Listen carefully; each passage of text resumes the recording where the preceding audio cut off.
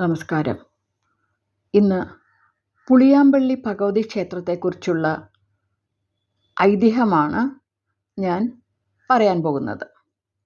എറണാകുളം ജില്ലയിലെ നെടുമ്പാശ്ശേരി വിമാനത്താവളത്തിനടുത്ത് സ്ഥിതി ചെയ്യുന്ന ഒരു പുരാതന ഭദ്രകാളി ക്ഷേത്രമാണ് പുളിയാമ്പള്ളി ഭഗവതി ക്ഷേത്രം.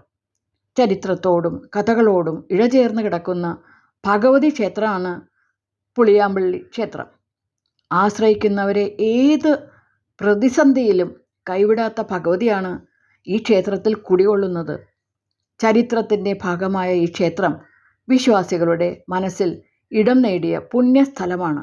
നൂറുകണക്കിന് ഭക്തർ ദർശനത്തിനെത്തുന്ന പരിപാവനമായ ക്ഷേത്രമാണ് പുളിയാമ്പള്ളി ഭഗവതി ക്ഷേത്രം.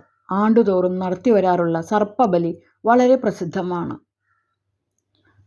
തന്ത്രി വേഴപ്പറമ്പ് കൃഷ്ണൻ നമ്പൂതിരിപ്പാട്, ആമേടമന വിഷ്ണു നമ്പൂതിരിപ്പാട് എന്നിവരുടെ കാർമ്മികത്വത്തിലാണ് സർപ്പബലി ഇവിടെ നടത്താറുള്ളത്.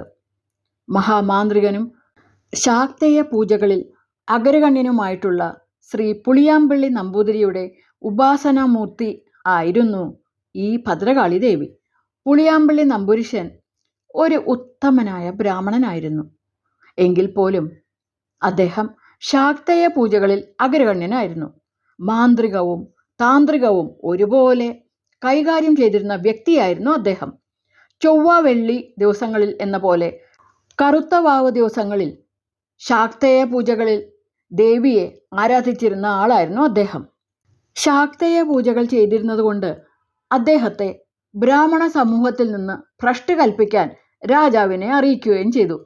പുളിയാമ്പള്ളി നമ്പൂരി പതിവ് പോലെ പൂജയും കഴിച്ച് മദ്യവും സേവിച്ച് മതാണ്ഡ ഹൃദയനായി നടക്കുന്ന സമയം അദ്ദേഹത്തെ വിളിച്ചുകൊണ്ട് വരുവാനായിട്ട് രാജാവ് ആളയച്ചു. രാജാവിൻ്റെ ആൾ നമ്പൂരിയുടെ ഇല്ലത്ത് എന്ന് വിവരം ദാസി മുഖാന്തരം ഗ്രഹിപ്പിച്ചു.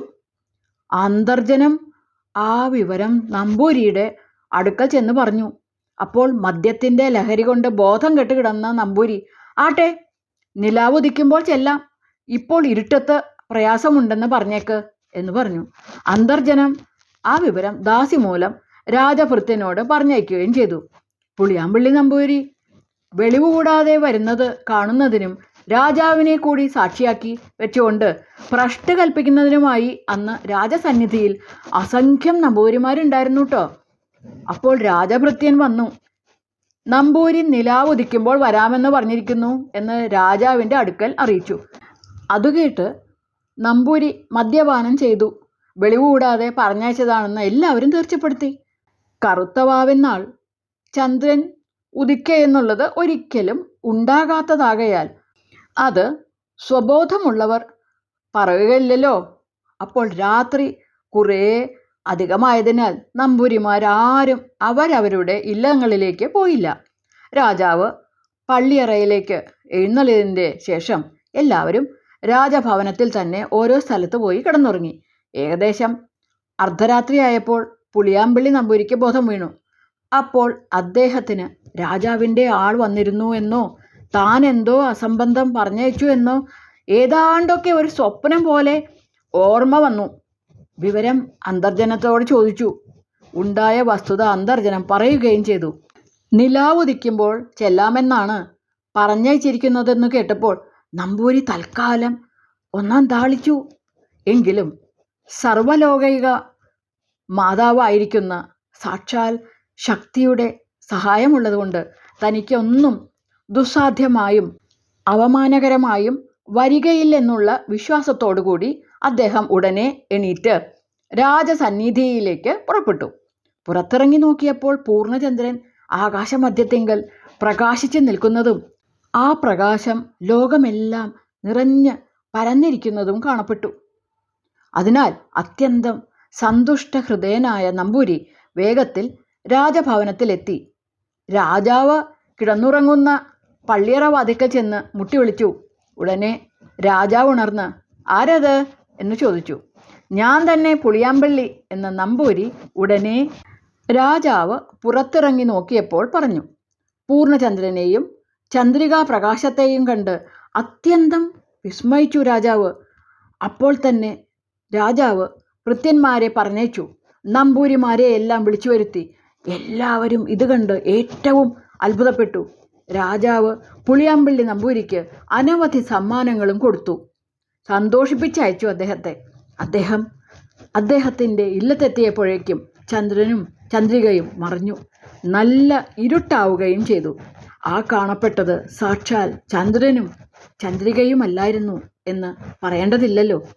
ഭക്തവത്സലയായ ദേവി ഭക്തനായ നമ്പൂരിക്ക് അവമാനം സംഭവിക്കാതെ ഇരിക്കാൻ വേണ്ടി തൻ്റെ കുണ്ടലങ്ങളിൽ ഒന്നെടുത്ത് ഉയർത്തിപ്പിടിക്കുകയായിരുന്നു ചെയ്തത്. അത് കണ്ടവർക്കെല്ലാം ചന്ദ്രനായിട്ട് അതിൻ്റെ ശോഭ ചന്ദ്രികയായിട്ട് തോന്നി. അതേയുള്ളൂ. ഒരിക്കൽ മന്ത്രവാദം നടത്തി മടങ്ങുകയായിരുന്നു നമ്പൂതിരി. ഒപ്പം ദേവിയും ഉണ്ടായിരുന്നു. മുമ്പേ നടന്നത് നമ്പൂരി, പിന്നെ പിറകെ ദേവിയും. ഏറെ ദൂരം പിന്നിട്ട ശേഷം നമ്പൂരി തിരിഞ്ഞു നോക്കി. പക്ഷെ ദേവിയെ കണ്ടില്ല. എവിടെ പോയെന്ന് അന്വേഷിക്കാനായി നമ്പൂരി തിരിഞ്ഞു നടന്നു. കുറച്ചു ദൂരം പിന്നിട്ടപ്പോൾ പറയ ജാതിയിൽപ്പെട്ട ഒരാൾ വീട്ടിൽ വാളും പീഠവും വെച്ച് സ്തോത്രങ്ങൾ ചൊല്ലിക്കൊണ്ട് ദേവിയെ പൂജിക്കുന്നത് കണ്ടു. പൂജ സ്വീകരിച്ച് ദേവി പീഠത്തിലിരിക്കുന്നതും നമ്പൂരി കണ്ടു.